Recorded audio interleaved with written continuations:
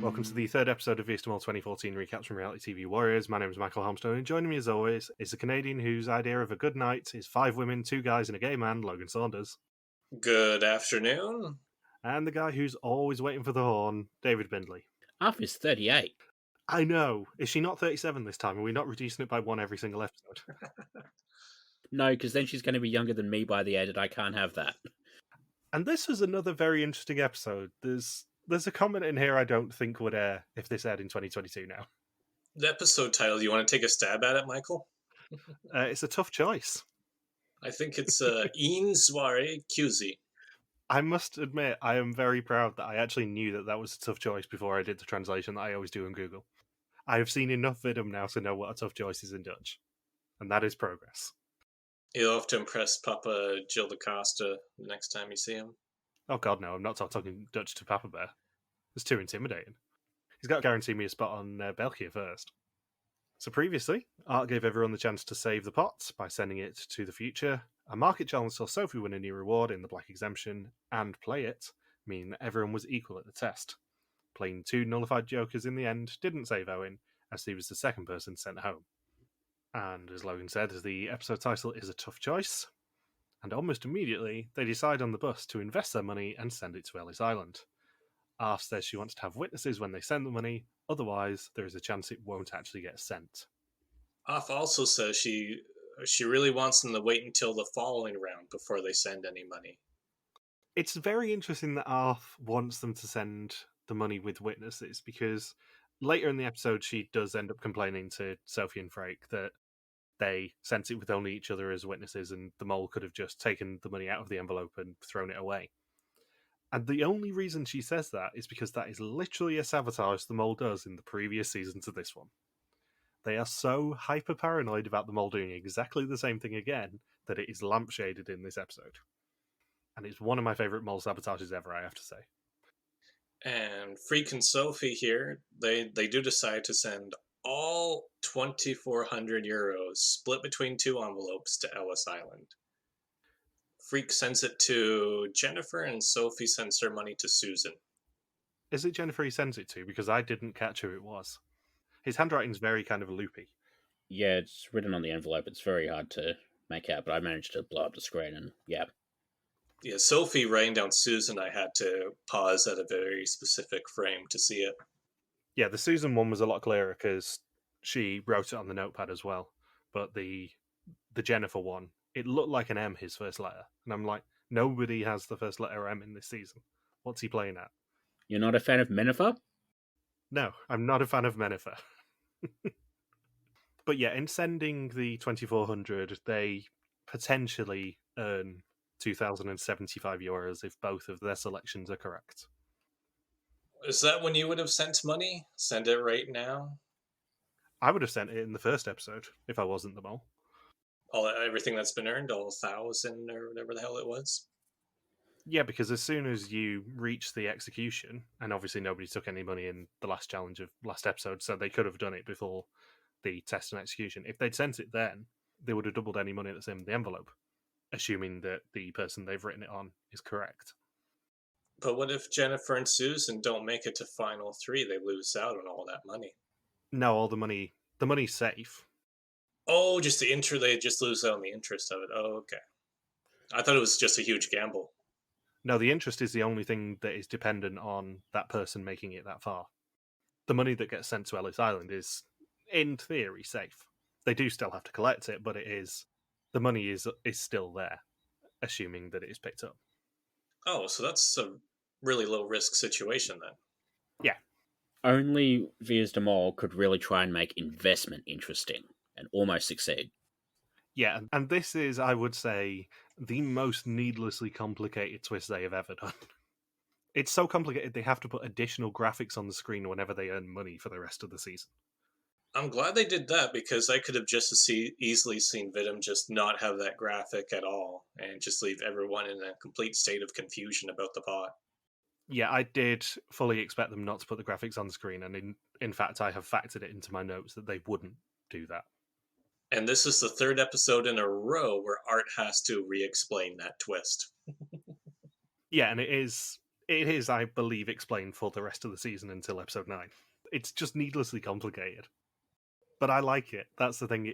It's sort of so shit a twist that it's kind of charming to me that they actually tried it. And as Bindles said, tried to make investment interesting. Because the twist on the face of it really isn't interesting. It's just, I'd love to pick someone's brain to find out why the hell they did this twist and why they thought this was the right time to finally do it 14 years in.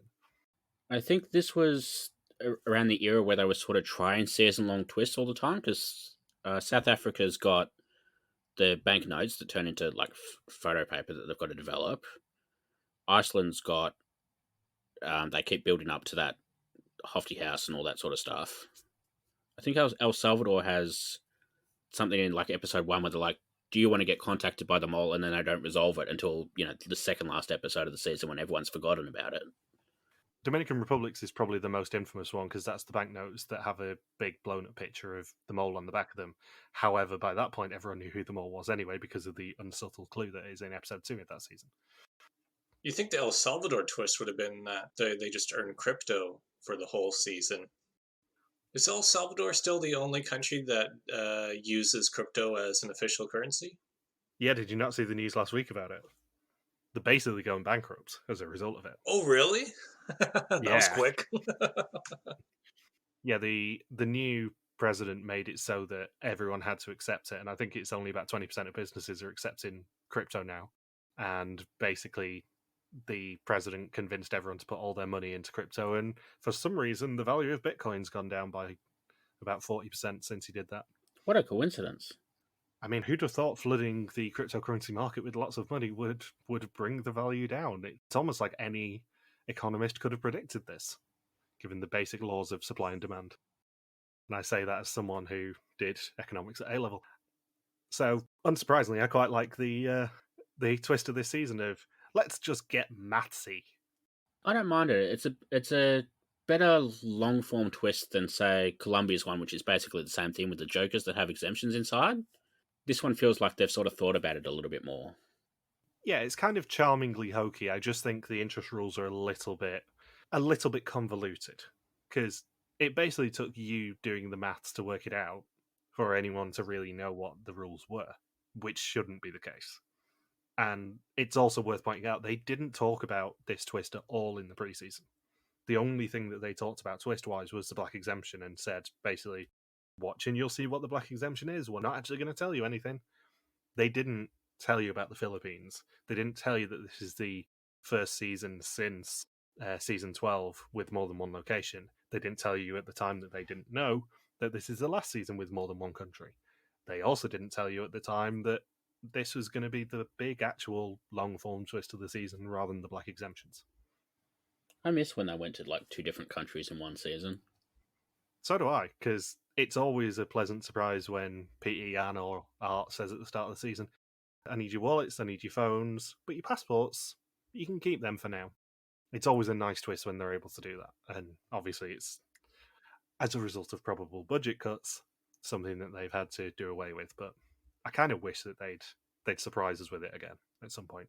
I'd be fine if they used 2 locations again, and in exchange, the maximum pod is reduced to 5,000 euros for the winner. Oh, that's season 23's prize anyway. Like, I'm putting it out there. This isn't going to come out until like mid-November. I'm putting it out there now. We probably will know by this point where 23 is going to be. It will be a very low pot. It also helps that, like, when you've got 2 locations in one season, they sort of use places that probably couldn't sustain a whole season on its own. Like, I don't think you could do a whole season in Hong Kong or El Salvador or Iceland. But if you've got somewhere else to share it with, then you can get 3, 4, 5 episodes just fine. Yeah, I was thinking that this episode that Hong Kong really is a bit too small a place to do an entire season. So I don't know why anyone at the time thought that they were always just going to stay in Hong Kong. Yet if you combine all the episodes of Amazing Race, you'd have a full season's worth of Hong Kong episodes. And the rest.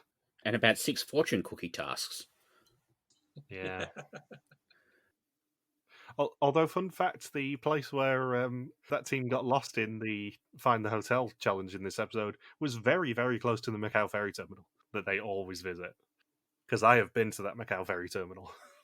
I actually had to Google it using their maps to work out where they got lost, because it's very, very close to the cruise terminal and very, very close to the Macau ferry terminal. They're both just around the corner from there. So Sophie is of the opinion that everyone can do what they want with their envelope. She volunteers to send her money first, with Frake sending some too. They split it equally. Sophie sends to Susan, and Frake sends to Menifer. Art then tells us that the Black Exemption was just played, but no one knows who by. Frake and Sophie have mailed the entire pot to episode 9. In this episode, the candidates will get the opportunity to see both sides of Hong Kong and of each other. Actually, I think I misread it before. They didn't send the money to Benifer, Yennefer, or Susan. I think they scratched out Ellis Island and instead put an address in Amsterdam and addressed it to Rocky's charity. That's really strange. Instead of our flavouring 9, it just said Favela Street. That's really weird. I love how this has become an unintentional running joke, by the way. I can't even remember whether my original comment about this was left in or not. About how it's kind of uncomfortable every single reunion that whoever wins always has to say, oh yeah, I'm going to send some money to Rocky's charity as well. It's season 42. I'm going to send this money to Rocky's charity. Rocky's been dead for 10 years. We don't have to send money to her charity anymore.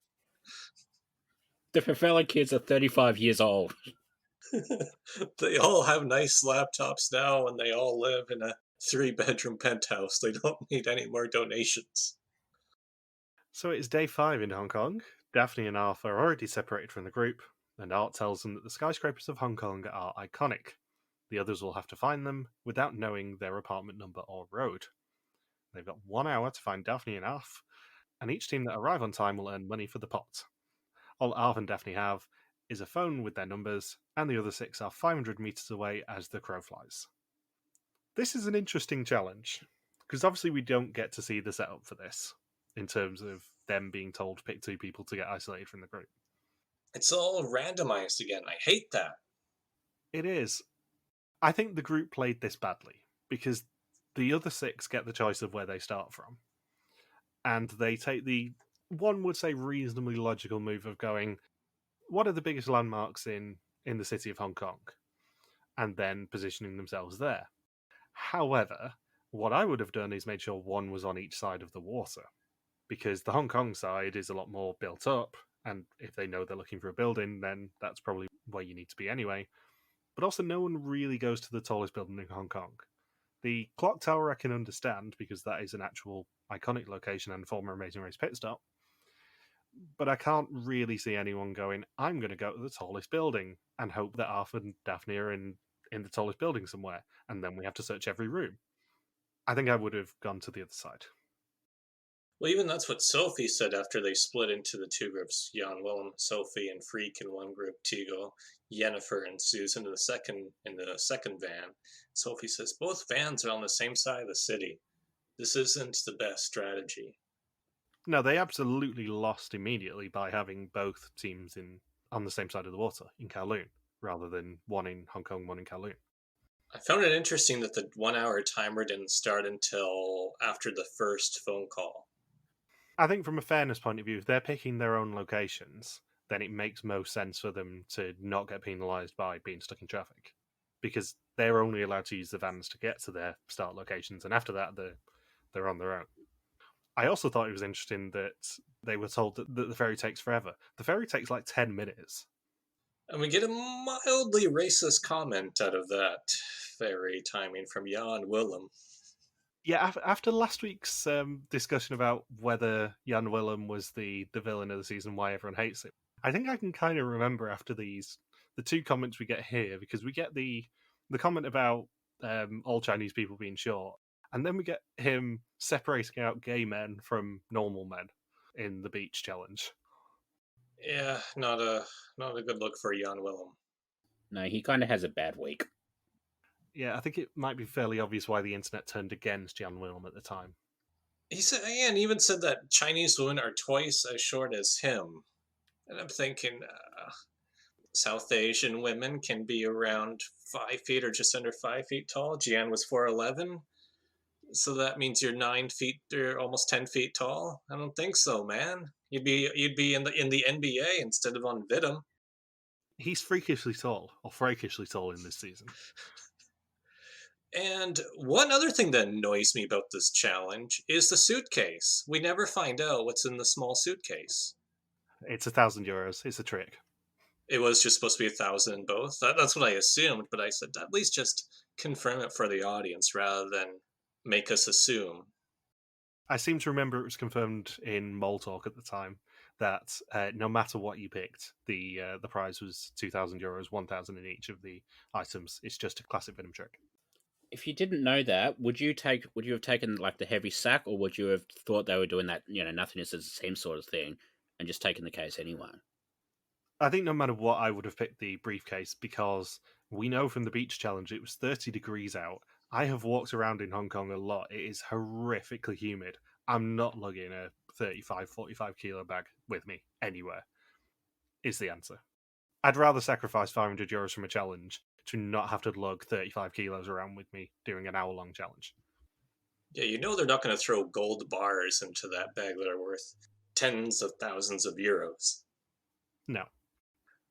I like how when they argue over whether to pick the heavy suitcase or the briefcase, I think Freak and Jan-Willem voted 2-1 against Sophie to grab the heavy suitcase, and I think she was the one who was so adamant that they go for the briefcase that they caved in and picked the briefcase anyway.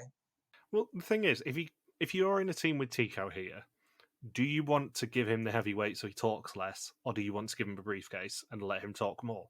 I think the answer's fairly obvious. You want to lug him down with as much as possible so he doesn't run his mouth. Well, did you see it towards the end of the challenge? He wasn't even carrying the heavy bag, and he didn't even have the phone on him either. Jennifer and Susan had both in their possession. For all their faults, Jennifer and Susan were very much carrying the team and also the bag in that challenge. We're going to be calling it that all season, aren't we? Yep. And then Tygo does the worst handover of a phone I've ever seen. I don't even know if Jennifer's even the mole. I don't even know if that would be a mole sabotage of her dropping it, or Tygo just being completely inconsiderate on what someone else needs to do in order to catch a phone from you. That's more that he just threw it to the ground like a pouting 5-year-old. I'm trying to think whether that was a deliberate action from anyone involved, and I don't think it was. I think it's just sheer incompetence. I love how they thought their starting place would have been the best place to start, because I'm pretty sure, looking at the map, he basically started where he and Freak were for the light show challenge, like that same dock. Yeah. And I'm like, if you know they're in a tall building, you don't go, 1,500 meters away.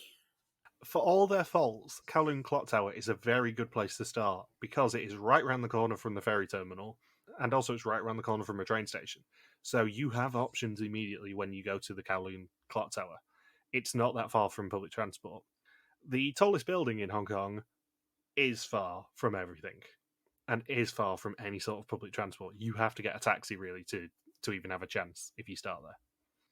I wonder if there was a minimum distance they had to start out for this challenge from the apartment building. If they were in the vans and they could just say, "Oh, let's get dropped off here," and they happened to be 75 meters away from the correct building. Well, they started 500 meters away as the crow flies.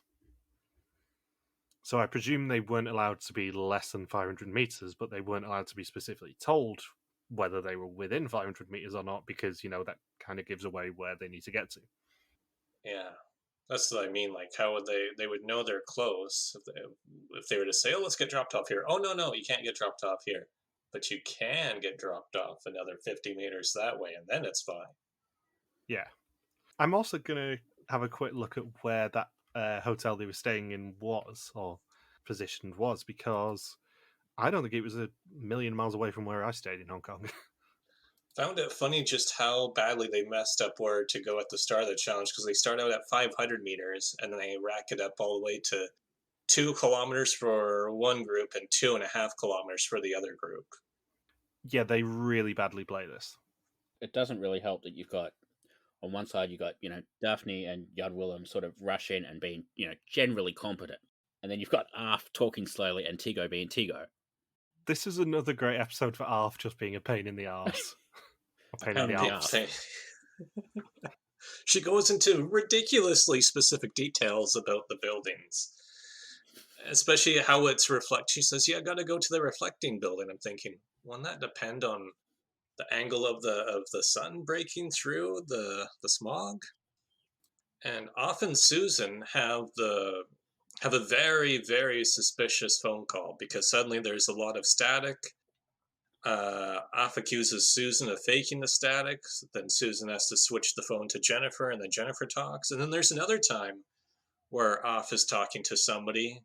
Oh, she's talking to Susan, and then she makes Susan hand the phone to Tygo. Yeah, I love their mutual distrust of each other, Arf and Susan, because you would have thought that they come from reasonably similar backgrounds. They probably are vaguely aware of each other even before the season. They do not trust each other, and it's hilarious when you see a challenge like this where they're meant to rely on each other and they just go, "Nope, hand me over to someone else. I'm not talking to you." Yeah, because it's just the same. Because essentially, Off is just repeating the same information multiple times. Where she's saying the info and she's like, "Wait a second, no, I don't want to talk to you. I want to give this info to the other person. I don't trust you anymore." What a waste of time that is. And it's also worth pointing out, assuming that the test stats are correct, Arf suspects Susan, but Susan doesn't suspect Arf. Susan is very much in Arf's top 3, and Arf is very much not in Susan's. But they do not trust each other. And then Jan-Willem notes a potential sabotage that Daphne and Off's number is erased from the speed dial on his phone, so he can't call them back. Instead, the speed dial has been replaced with maybe a pizzeria or something like that, some sort of takeout. Chinese restaurant in Amsterdam. Yeah. Do you deliver? Why is the delivery charge so much? 30 minutes or it's free. Yeah. The interesting thing about them getting stuck at the dead end as well is the fact that they are not at all far from the train station. They are round the corner from Kowloon train station, and they don't think to just cut their losses and go on the train now. They're literally, I would say, a 2-minute walk from the train station because I worked out where they were. Yeah, because that's what Off suggests Tygo, Susan, and Jennifer to do is to switch to the train station. The ferry is still pretty quick because the ferry ride over is only about 10 or 15 minutes. They very much had enough time to do the ferry, especially as they were there. But yeah, there's so much suspicious behavior in this. I'm sort of amazed they don't seem to open up the first phone call with like, "Hi, we're on the island. Where are you?" or anything like that. Nobody took charge like they should have in this challenge. Everyone was very indecisive and confused. Yeah, instead they just basically let Arf talk at them, which, as much as I love Arf, is always a terrible decision. So, with 11 minutes to go, Susan and Seam get a call from Arf. They're heading to the Shintak building that Arf has been talking about all episode. Arf has to speak to Tico, so she must be desperate. Sophie's team then find the clock tower and realise it's where the other team started, and Susan's team reach the right building just 2 minutes too late, earning them nothing of €2,000 for the challenge. And then Tygo does the most bizarre thing when he shows up to the apartment building, just starts kissing all the women on the lips. What up with that? He just hasn't got any recently. It's been 5 days at this point. We have Tico listing over all the women and Frank listing over all the men in the same day. Yeah, the humidity really does something to you. So Sophie and Frank announced to the group at lunch that all the money that they had in the pot has been sent to Ellis Island. They seem to have the attitude that the group are going to take it as a positive, but it's fair to say the group do not take it as a positive, and in fact, Arf and Tico are slightly annoyed with them. Well, what did Sophie and Freak think was going to happen? Oh, we made this huge money-making decision without anybody's input, and furthermore, we did the exact opposite of what everyone agreed to do just a few hours ago. Why aren't you happy for us? I don't think anyone's going to win in this situation, being perfectly honest. Because obviously, from a contestant point of view, Sophie and Frank probably did the right thing in that the earlier they do it, as Sophie says, the more money they make if they're correct on their suspicions as mole. But in terms of doing it sneakily behind the team's back, and bear in mind that Tico, for all his anger, has stolen Jan-Willem's envelope last episode, which still hasn't come to light properly, it's maybe not the best move for group harmony. And we cut to people playing on the beaches of Hong Kong. First thing I think of is, I don't know if that water is very clean to swim. I did get a huge laugh out of the intro where like Jan-Willem is calling the fresh air fantastic, and then you smash cut to a dude smoking on a bench. Yeah. And also, for all its huge positives from my time in Hong Kong, the air is not the cleanest in Hong Kong. Yeah, I would think it'd be similar to Manila, where it's fairly polluted. It's not as polluted as Manila or indeed Singapore when the forest fires start in Indonesia, but it's still not the cleanest air or water in the world, I think is fair to say. And I like how it's either a mixture of clouds and smog because there's not a single breakthrough of sunshine on the beach there either. No, and it's also worth pointing out that this actually takes place the furthest south of any challenge in Hong Kong. It's in Repulse Bay rather than in Causeway Bay or anywhere around the actual Hong Kong Fragrant Harbour bit. Did they change it to Repulsed Bay after Tygo visited it? Yeah, I mean, I'm repulsed by them being there. I'm just saying, naked Tygo swimming is not an empty threat. Now that's how you pollute the waters. But yeah, Repulse Bay is actually a reasonably clean bay. It's certainly not as disgusting as swimming in Hong Kong Harbour, where as soon as you get pulled out, you will immediately be taken to hospital and pumped full of antibiotics. And I may or may not have caught on to what the trick of this challenge would be after Art makes the announcement, but they're near a beautiful Chinese dragon boat, and Art asks them to find 8 people who can row, and they have 15 minutes to do so. For all of these people's thoughts in the first challenge of this episode going, oh, we can't fall for the trick on Vidum here. We need to pick the heavier bag because the lighter one will have less money in it. Let's not fall for the trick. Let's just do exactly what we should. And then immediately smash cut to the afternoon of that day, and they fall into an obvious bear trap from Art here of, oh, I'm looking for 8 people, and there may be a dragon boat involved in this assignment. The funniest thing is he's not looking for them for a race, he's looking for them for one of Logan's mucky videos. Ah, yeah, good point. I need 8 strapping men for this. And in fact, I'm sure Frake was probably looking for 8 strapping men on that beach as well. It's also worth pointing out, I don't think we actually mentioned this in all the excitement of Fritz Tissing appearing in Frake's intro, but I think Frake is an ex of Rick. He's an ex of Rick, and the partner he's talking about in this clip is Patrick from Mexico and Renaissance, because I think they were dating at this time. How small is the Netherlands? I think I may have teased you with this, Logan, I think you a few did. months ago. I've just literally remembered now that we never actually solved that mystery for you. Yeah, Frake and Rick were together about 4 years, I think. They were together a while. But yeah, Frake did date Patrick as well. I'm not sure whether it was at the time they filmed this, but yeah. There's a fair bit of Vidum insider trading, shall we describe it as. I mean, a couple of seasons after this, you do get a couple who literally meet on Vidum and are still married and have at least one child together. Interesting. And that was after this season? That was after this season, yeah. That already makes this show more successful than The Bachelor. Yeah. So they assume that they are looking for 8 strong men to help them earn some money in this challenge, so head straight for the gym of the beach. And it is 30 degrees, as we see on the ticker on one of the signs. I wish they had known what the trick was going to be, because then they could all just go up to random families, and when the parents aren't looking, just grab a toddler and an infant and then chuck them into the dragon boat. So it'll be the 8 of them versus 8 toddlers in the dragon boat race. Logan wants people to kidnap toddlers. You heard it here first. Just for money. There is a throwaway comment a little bit later in this challenge of someone, I didn't note it down annoyingly, saying, I wish we would have picked 8 children for this. Yeah. And it's like, somehow I think producers may have had a small problem with getting 8 release forms signed by children. Was that supposed to be a pun? A small problem? It was an unintentional pun. Could you imagine if there were just a bunch of second grade and third grade classes on a field trip to the beach. And then the contestant's like, oh, why didn't we see through this trick? It was so obvious. The way the rest of this episode goes, Jan-Willem is so racist. If they got 8 little children, he probably would have started singing the Oompa Loompa song. Yeah.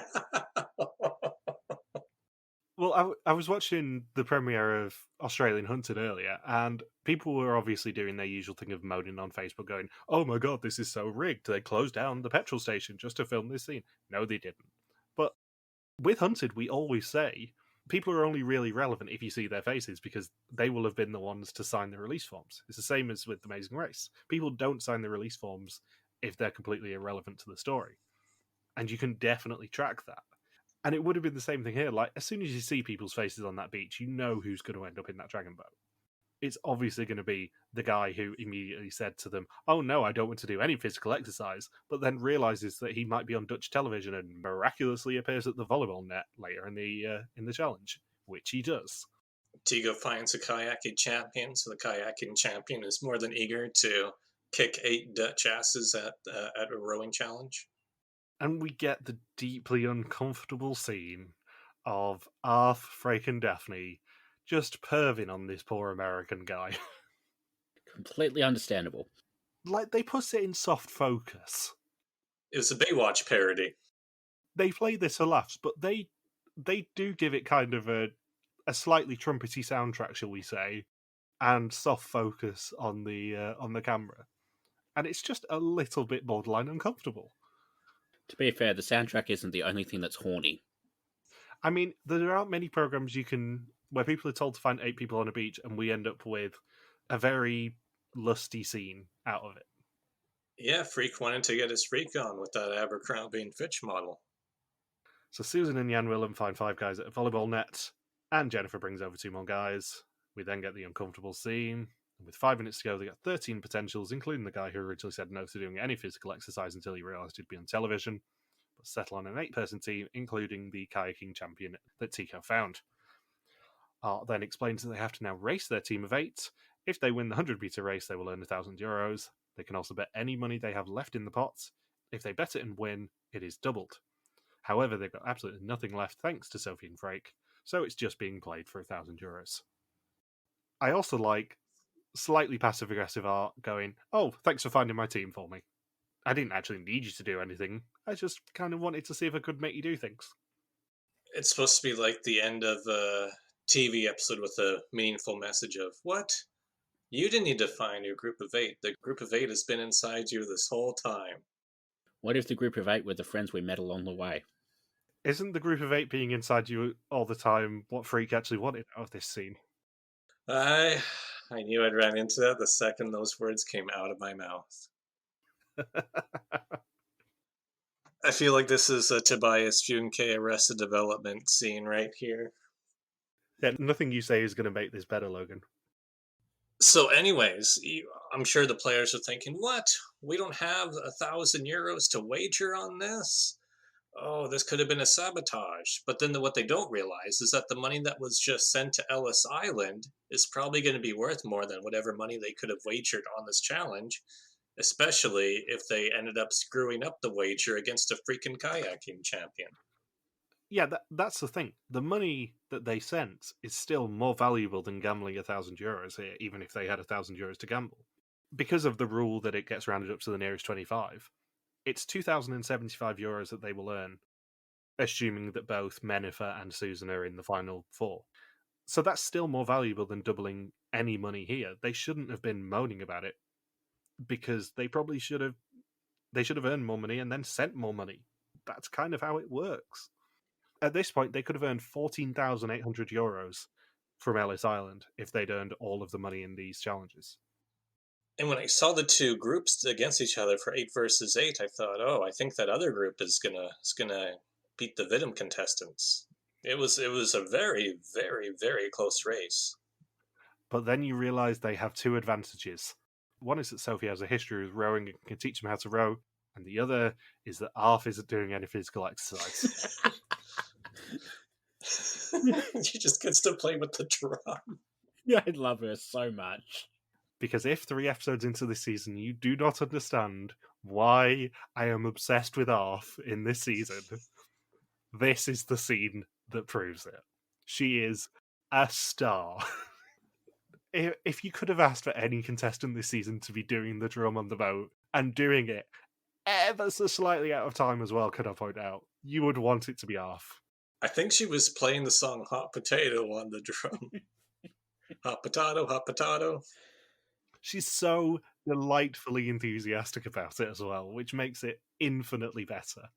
She just looks like a toddler who's been given this drum to play with.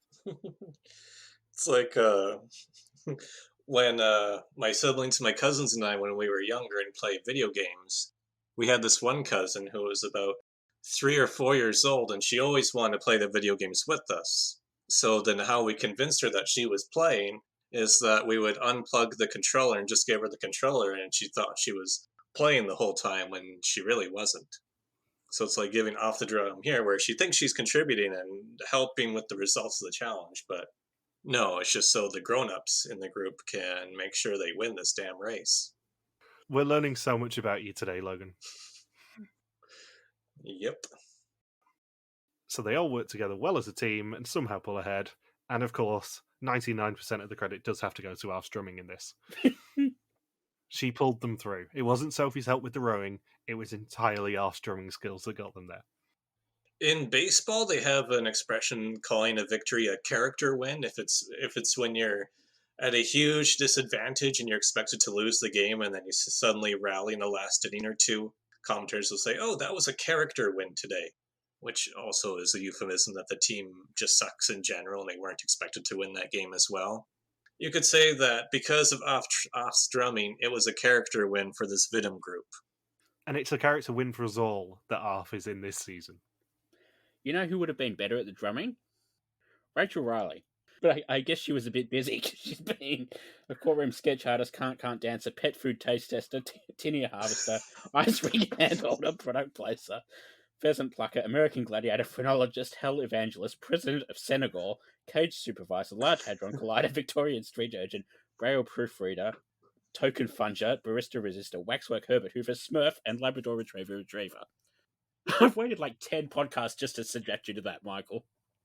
You're so proud of digging out one of the old ones of those, aren't you? And you know the best thing? I'm not adding any context to that. No one's going to really find out what that's from.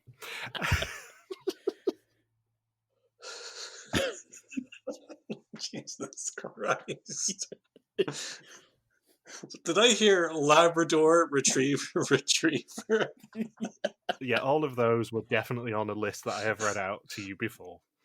Courtesy of Bindles writing them because I couldn't be asked. You're welcome. Have you just been looking through your old files and going, "Oh, I've not done that yet. I really want to do that just for funsies." Can you send me the full list? I'm pretty sure for the finale of that season, I read them all out. I definitely had a list put together of some of the best if I didn't. I don't even remember. And they win the race probably by a second or even less than that. Because they were losing for most of the race. And then Tygo takes it one step further, saying, "I think we would have beaten the Dutch national rowing team." It's like, are you fucking kidding me, Tygo? It's not even the most arrogant he is in this entire season. Or in this entire episode. So, take your victories where you can find them. And they have 1,000 euros in the pocket. So yeah, they cross the finish line first, meaning then 1,000 euros of 3,000 for the challenge, 1,000 euros of 5,000 for the episode, and 3,400 of 15,500 for the season so far, 2,400 of which has been sent to Ellis Island. They could have earned an extra 14,800 from Ellis Island with interest if they'd earned everything and sent everything. And then they go for a swim to celebrate. And then Jan-Willem says, where he was celebrating, "Oh, Netherlands beats China," even though I think the team would have been representing Hong Kong, and a few of those people were Americans, I think. And then Jan-Willem says, "All we were missing were our orange shirts and the king, Elvis Presley." So that means Euroan, I guess. I guess they're missing their orange shirts and Euroan. I was going to say, we don't talk about the king because Euron has enough connections to Jan-Willem as it is. And then Freak says, "Oh, I don't think the mole could have done anything in that challenge." And I'm thinking, are you so sure about that, Freak? Sure they couldn't have come up with a decent crew that nearly beat you by a second, that where it could have just as easily qualified as a sabotage? Yeah, this challenge is a much more mole light challenge, I would say, than the first one. The first one is an obviously easy sabotage challenge. This one, not so much. And then we get a lot of coalitions between the women. Jennifer and Daphne debate what the mole could have done while eating popsicles. And then we get girls' night in one of the hotel rooms, minus the pillow fights, as Daphne, Jennifer, Af, Sophie, and Susan all go through their notes together. But nearly all of them have no intention of honoring this coalition, where they share random bits of information that is likely never going to be on a quiz. Sophie jokingly refers to it as the sisterhood, and then Susan even outright says that this is a fake coalition. Yeah, it's such a weird coalition scene because no one's ever going to do it. It's 5 out of 8. 5 out of 8 people are aligned. It's terrible strategy. Yeah, and all it does is set us up for not one, but 2 betrayals coming in the final challenge of this episode. Like the whole idea of, oh, let's save all the girls and just make sure the guys see their screens in case any of them are red, goes to pot almost immediately. And it's delightful. It was almost by design at the Design Institute, which is where this quiz and execution takes place in Hong Kong. It is. And Art subverts their expectations by going, it's a lovely place for an assignment. Sadly for you, it's time for the test. 20 questions on the identity and actions of the mole. Whoever knows these goes home, except for the mole who can never go home. And Susan has an exemption that isn't played yet. I'm very surprised that Susan played her exemption here, given that this was going to be a very obvious fake-out execution.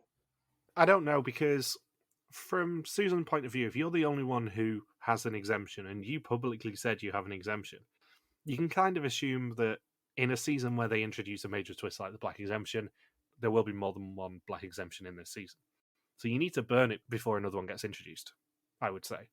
So it's not the worst idea in the world for her to actually end up playing it in this test, even though, as you said, you can be fairly confident there's going to be some sort of twist to this execution that probably makes you playing your exemption slightly redundant. And how do we feel about 2 non-elim executions in just 3 episodes? I don't really count the first test as a non-elimination just because it's the first half of the first test, really. But it was still a fake-out. No one was actually going home. Oh, it's a fake out. But by design, they're never going to send someone home after 2 hours. They're not crazy. Let me revise my question. How do you feel about 2 executions with a twist in the first 3 episodes? Well, all 3 did, actually. Because the first episode had the split test. The second one had the market where you could have earned loads of advantages.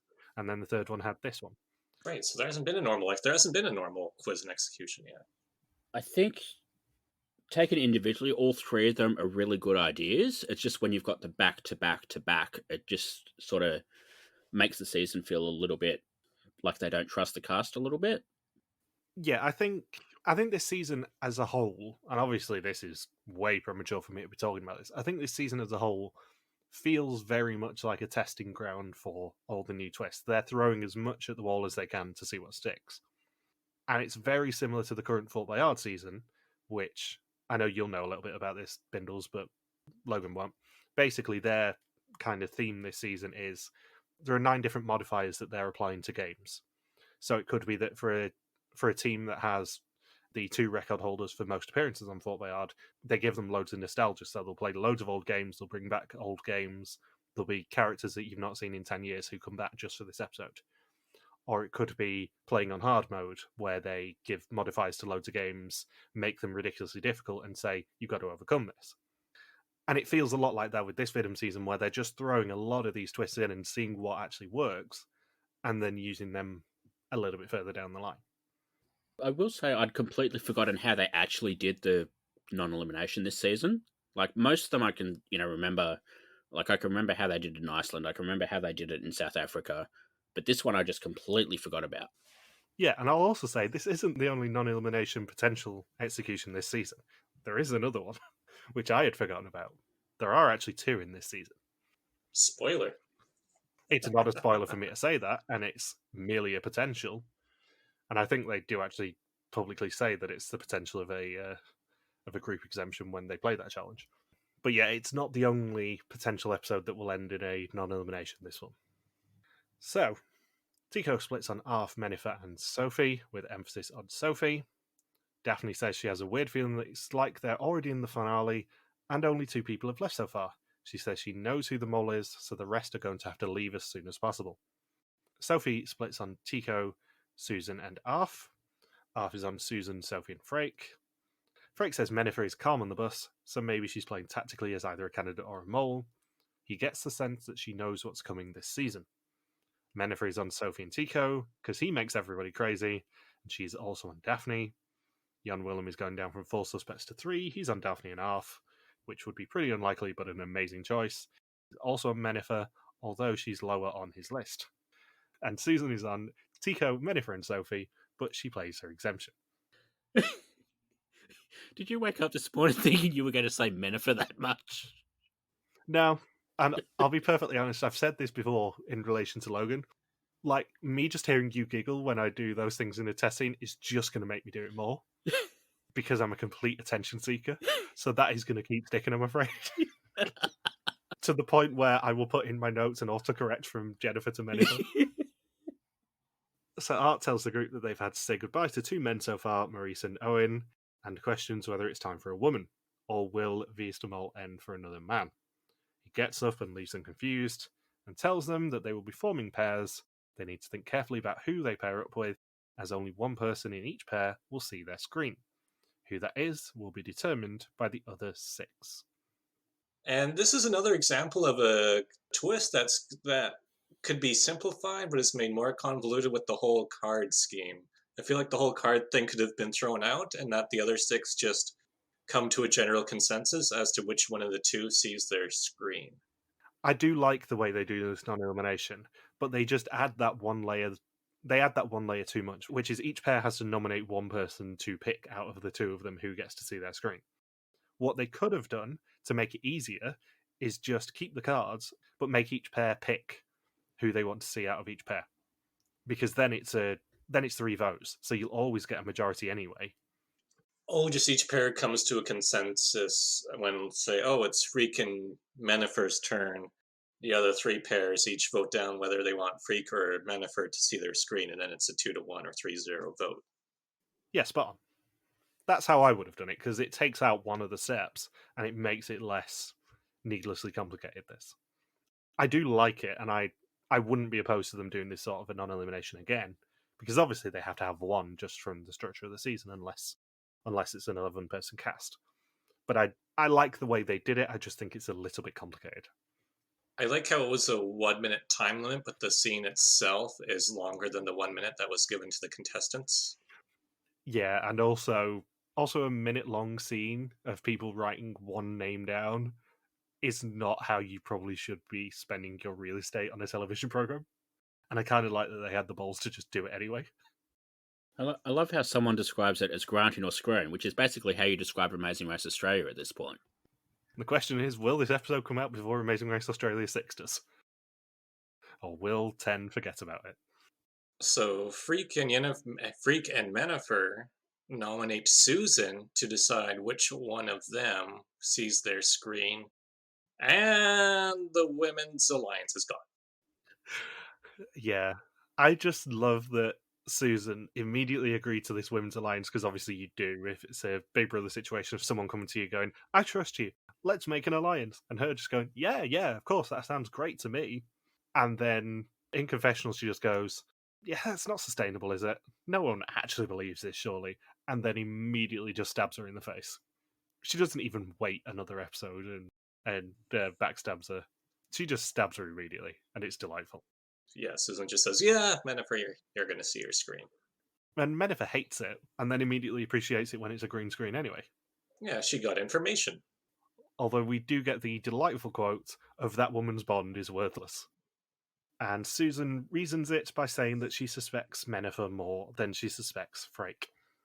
Arf and Daphne also give Susan control. She questions whether she has to do everything today. And she selects Arf to see her screen, and that's also green. Jan-Willem and Tygo volunteer Arf, and Jan-Willem is selected. His screen is also green. And then Daphne gets the final choice of who to see out of Susan and Sophie, and she selects Susan. And then Art breaks convention by revealing that Susan played an exemption, meaning that everyone is through to episode 4. And I'll also point out on the Women's Alliance note, the women could have easily had a little bit more control of this execution if they'd actually thought about it and made sure that the men weren't paired together. Because they let Jan-Willem and Tygo pair up, whereas they should have made sure that each of those was paired with a woman, because they have the advantage, if they believed in this alliance. Yeah, they clearly did not believe in the alliance if that was allowed to happen.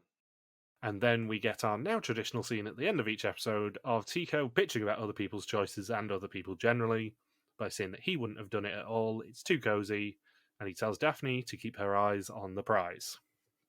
Yeah, Daphne's choice is an interesting one here. She picked the person that she knew would have an exemption instead of taking a shot at somebody who could have gone home and improve her own odds of winning the whole season. It's also an atypical non-elimination challenge, because it has no effect on the game at all. The biggest effect it has on the game is whether all 8 people continue. But usually if you see something like this, there is a price attached to it, or some sort of advantage attached to it, or some sort of knowledge attached to it. But instead it's simply played as a non-elimination challenge. And strictly played as a non-elimination challenge, with no peripheral bullshit attached to it. Which is very rare for Vidum to do, especially now. If you two were paired up in this situation, who would you have chosen to decide who sees their screen? Arf. Because by this point in the season, I would have been best friends with Arf, and therefore she would not have picked me to see the screen. Sorry, Logan. Because I would guarantee that as soon as I met Arf, I would become immediate friends with her. Who would you have picked, Bindles? Probably Frake, and I don't know why. Definitely wouldn't have picked Tygo or Menifer. God, no, I would have been trying to get Tygo out of this season by this point. I would have put together a 7-person alliance against Tygo, just so we didn't have to deal with his nonsense. If I was paired up with a woman in this challenge, then I'd want Tygo to pick which person sees their screen. Yeah. So next time, there is a particularly interesting game on some long escalators, and I'm not spoiling what it is for Logan, but I do remember your quote from the challenge guide of this, Bindles, because it makes me laugh every time I read it. Art offers them all treats, and everyone abseils down a dam before someone actually sees a red screen. Mr. Saunders, what's your suspect list look like? So, number 1 is Off. Number 2 is Jan-Willem. Number 3 is Sophie. Number 4 is Freak. Number 5 is Menifer, formerly known as Jennifer and formerly known as Yennefer. Number 6 is Susan, and number 7 is Daphne. Interesting. And my suspect list at the time was Arf, Susan, Sophie, in that order. What? Who would have ruled Tygo out at this point? I will say, there is at least 1 week of my suspect list where Tygo was on it. Whether that is this week, I'm not telling you, but I did at one point put Tygo as my number 2. Tygo spent his whole life being a number 2. On that note, have you guys got anything else you want to say? No, I think I'm good. I'm good. In that case, thank you very much for listening to our Views to Mole 2014 podcast. We'll be back next week to continue the hunt for an old mole in Hong Kong and the Philippines. Don't forget you can contact us on Twitter, Facebook, YouTube, or Instagram where we are RTV Warriors, or you can email us and contact at rtvwarriors.com. Logan is on Twitter at Luxaquirky, Bindles is the Grim Recapper, and I'm MJ Harmstone. You can also support us on Patreon at patreon.com/rtvwarriors. Thank you as always to Marika for the subtitles, and we'll see you next week. Peace out and just chill till the next flavoring. I'm going to go have breakfast with Menifer. I said, what about breakfast with Menifer?